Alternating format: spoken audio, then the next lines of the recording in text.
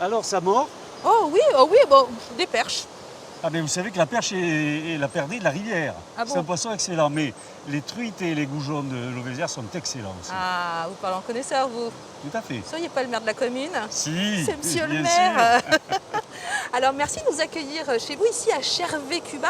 Chervé-Cuba, elle se situe à quel endroit? Alors, Chervé-Cuba est à l'est du département de la Dordogne et il est situé à l'intersection de trois Périgord, le Périgord vert, le Périgord blanc et le Périgord noir. Et vous accueillez depuis peu de temps une épicerie associative participative. Voilà, en réalité, nous avons perdu la dernière épicerie de Chervé-Cuba il y a une dizaine d'années et nous avons tout fait pour réanimer un petit peu ce bourg au niveau des producteurs pour offrir des produits locaux aux gens, aux habitants et même aux touristes.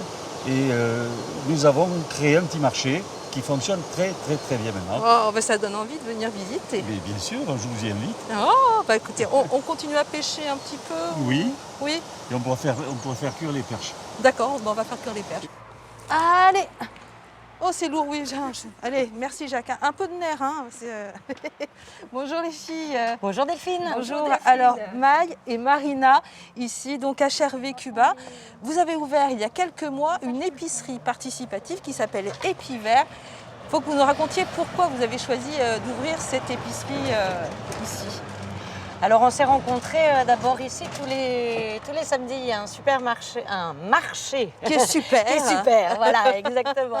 Un marché où il y a beaucoup de gens qui viennent et qui se réunissent là. Puis il se trouve qu'il y a un an, la boucherie a fermé. Et puis Maï a commencé à discuter avec beaucoup de monde sur le marché en disant mais est-ce que ça vous intéresserait de participer à ouvrir une épicerie associative? On l'appelle participative parce que tout le monde participe. On est tous des adhérents, tous des bénévoles, on n'est pas des épiciers. Et puis cette petite histoire, voilà, c'est Maï qui a commencé avec toutes ces idées, déjà avec tous ces contacts plutôt au niveau de l'écologie. Et oui, pourquoi toi tu as eu cette idée-là? Pour deux raisons, parce qu'à la campagne, on est souvent isolé. Et donc je voulais créer un lieu où on peut avoir des échanges, créer des liens, échanger des choses avec les gens qui habitent sur la commune. Et puis pour des raisons écologiques aussi, parce qu'on fait beaucoup de déplacements à la campagne, souvent avec la voiture, pour aller faire des courses. Souvent, je fais un aller-retour de 40 km pour aller dans une petite épicerie au lieu de la grande surface à côté. Et du coup, je me suis dit, si on avait une épicerie dans notre bourg, on peut éviter 40 km aller-retour pour 50 familles, ça fait 2000 km. Donc ça fait un énorme impact au niveau local, au tissu local et pour l'économie locale aussi. Parce qu'on a beaucoup de produits locaux dans l'épicerie c'est important ça pour vous. Pour dynamiser aussi l'économie sur le territoire. Cette épicerie, on a l'impression qu'en fait, c'est ce qui existait il y a très longtemps dans les villages, ce lieu de rencontre, d'échange, c'est ce que vous avez voulu recréer, c'est ça? Oui, ça aussi, mais aussi le fait que je pense que les consommateurs ont envie d'être acteurs et de choisir les produits qu'ils veulent avoir. Il y a une prise de conscience. Il y a une prise de conscience et je pense qu'avec la crise de Covid, ça l'était encore plus. Oui, on est allé plus vers les circuits courts. C'est ça, ça. Plus vers les circuits courts, plus aussi sur, je pense que déjà tout le monde qui adhère sont des gens qui cuisinent eux-mêmes, mais de choisir les produits qu'on veut et pas forcément dépendre des supermarchés. Donc on fait des groupements d'achat, on cherche les meilleurs produits selon la région d'où ils viennent, parce que bien sûr on prend des choses, tout ce qui est épicerie sèche, c'est pas produit ici, mais on essaie de trouver le plus proche possible. C'est une action citoyenne. On a l'impression que vous faites vraiment plaisir avec cette épicerie. Oui, c'est ça. Hein. Oui, on a rencontré plein de personnes magnifiques qui font des choses hyper intéressantes. Donc, c'est vraiment une aventure humaine, ce truc. Alors, c'est bien d'en parler. Enfin, c'est peut-être mieux de voir ce qui se passe à l'intérieur. Allez, on va la voir. On y va. Alors, nous sommes ici dans l'épicerie associative participative Épivert à Chervé-Cuba, juste à côté d'Hautefort, avec Jacques et avec Chantal. Alors, qu'est-ce que c'est qu'une épicerie participative ? Alors, c'est une association au départ et qui a une activité d'épicerie. C'est une association parce qu'il faut en faire partie, donc être adhérent, et participatif parce qu'on demande justement aux adhérents de consacrer 2 heures par mois à l'activité de cette épicerie. Alors, dans la mesure du possible, de leur disponibilité, de leurs compétences. Alors, on a la chance d'avoir un panel de compétences très diversifié, donc ce qui fait qu'on a pu créer une commission finance, une commission communication, une commission sur les produits, une commission diverses choses, et on s'est regroupés. On était une quinzaine au départ, maintenant on est bientôt 80, et on se disperse, on se répartit dans des groupes de travail. Oui, chacun a sa spécificité. J'imagine que vous apportez chacun une passion, quelque chose ici. Chacun selon ses compétences et encore une fois selon sa disponibilité, parce qu'il y a aussi des personnes qui ne sont pas disponibles, soit parce qu'elles sont âgées, elles ont des soucis de locomotion. Donc dans ce cas-là aussi, on n'est pas que participatif, on est aussi associatif et solidaire. Et donc on assiste ces personnes. Il y a des personnes que l'on va livrer, il y a des personnes qui ne sont pas à l'aise avec l'outil informatique parce que beaucoup de choses se passent via un site internet. Oui. Et donc on aide ces personnes, on fait le travail pour elles.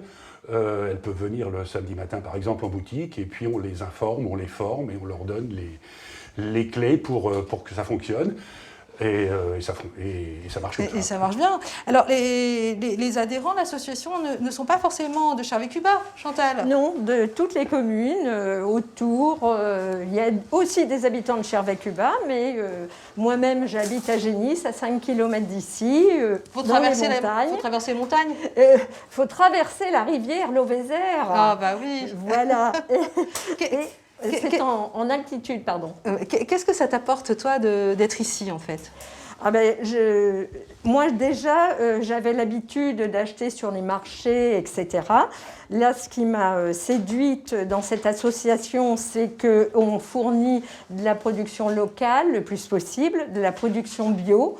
Ça, c'était très important pour la qualité de vie qu'on recherche quand on vient à la campagne. Et donc, c'est quelque chose qui me convenait. En plus, on est consomme-acteur parce que on a intérêt dans la boutique ou à faire des tâches. Tout se passe principalement sur informatique, mais il y a la réception des commandes, il y a aller récupérer quelquefois la marchandise chez les fournisseurs, il y a aller livrer par exemple des personnes âgées qui ne pourraient pas se déplacer. Donc il y a tout un phénomène un peu solidaire. Et ça te plaît? Ça c'est quelque chose qui m'a tout de suite intéressée, quoi. Bon, bah, écoutez, moi je trouve cette épicerie associative participative vraiment étonnante, très sympathique en tout cas.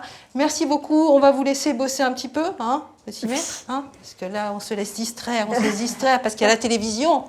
Non. Merci beaucoup. Mais voilà, moi j'ai terminé, j'ai fait mes courses ici dans cette épicerie participative, associative, qui s'appelle Épivert à Charvet-Cubat. Vous avez un message, les filles, pour nos téléspectateurs?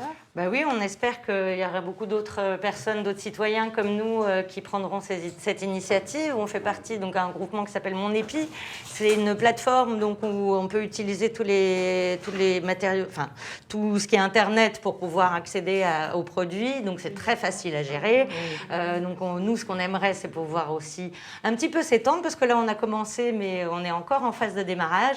Donc on a eu la chance de gagner le budget participatif de Dordogne, on a eu la chance d'être soutenu par Bouge ton coq et grâce à ça on va essayer de faire d'autres animations, de faire des animations autour de la nourriture, autour du partage, de cuisiner ensemble, échanger des recettes, échanger des plants, des plantes, etc. Donc voilà, on espère pouvoir continuer dans ce sens-là et puis que d'autres gens nous suivent. Oui, et puis on sent bien que le partage, c'est la base de votre démarche.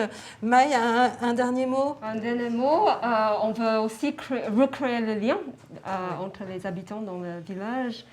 Et je pense que c'est très important de se réapproprier notre consommation et la nourriture et pour dynamiser tous les producteurs locaux qu'on a de la chance d'avoir aux alentours de nous. À côté de chez soi. Exactement. Plutôt que d'aller dans une grande surface. De faire 40 km. 40 km pour revenir, dépenser de l'essence. Et alors là, on a des bons produits. Merci beaucoup, bravo, parce que on sent que vous êtes heureuse, vous partagez votre passion On vous souhaite plein de bonheur, les filles. Merci, Merci, à bientôt. Delphine, à bientôt. Au revoir.